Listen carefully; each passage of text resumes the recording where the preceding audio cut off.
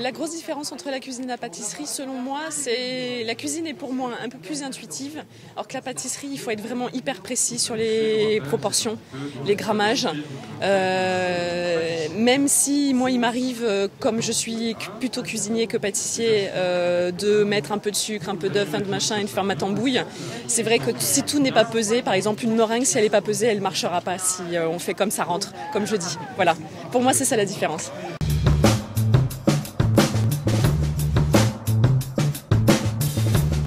Je pense qu'en fait, ce sont les cuisiniers qui sont après devenus pâtissiers, qui reviennent à la cuisine, à la pâtisserie salée, parce qu'en fait, je pense qu'on a ça dans le sang quand on est cuisinier, et que c'est une question qui est compliquée, hein, là, et puis là comme ça devant le matin. Mais non, je pense que c'est peut-être une dérive ou une nouvelle tendance. Moi, je dirais plutôt une dérive. Voilà, parce que vous voyez par exemple Monsieur Conticini à la base était cuisinier avant de devenir pâtissier. Maintenant il intègre de plus en plus de sel. Moi je fais la même chose, c'est-à-dire que mes desserts, qui sont pour moi pas des pâtisseries, sont des desserts de cuisinier où effectivement il y a toujours une pointe de sel.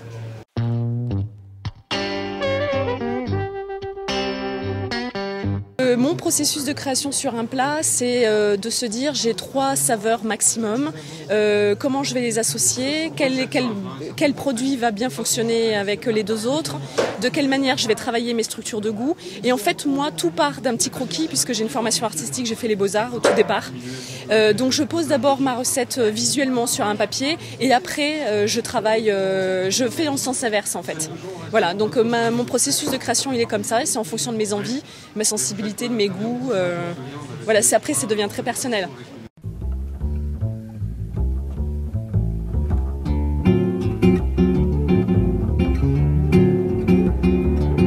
C'est à la fois les deux, c'est-à-dire que moi au Beaux-Arts, je me souviens qu'on m'avait appris à travailler le fond et la forme, et je travaille les deux, donc je commence d'abord par la forme et après je travaille sur le fond, mais le fond fait aussi que ça donne la forme, voilà, donc c'est un vase communicant, c'est les deux à la fois.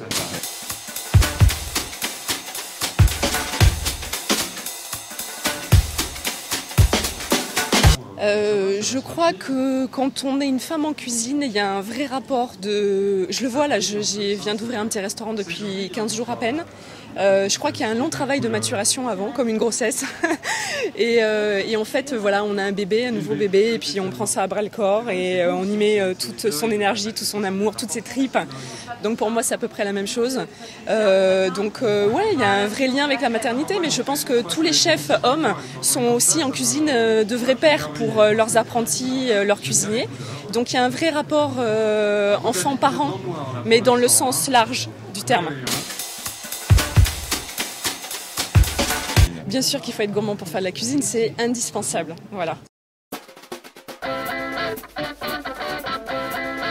Je suis incapable de vous dire quel est mon plat préféré. On me pose souvent la question si tu devais mourir demain et qu'est-ce que tu voudrais manger comme dernier plat. Je suis incapable de répondre à cette question. Étant plutôt une carnivore, je dirais une bonne côte de bœuf bleue avec quelques échalotes, de la fleur de sel et une petite salade sympa à côté. Pour moi, c'est parfait.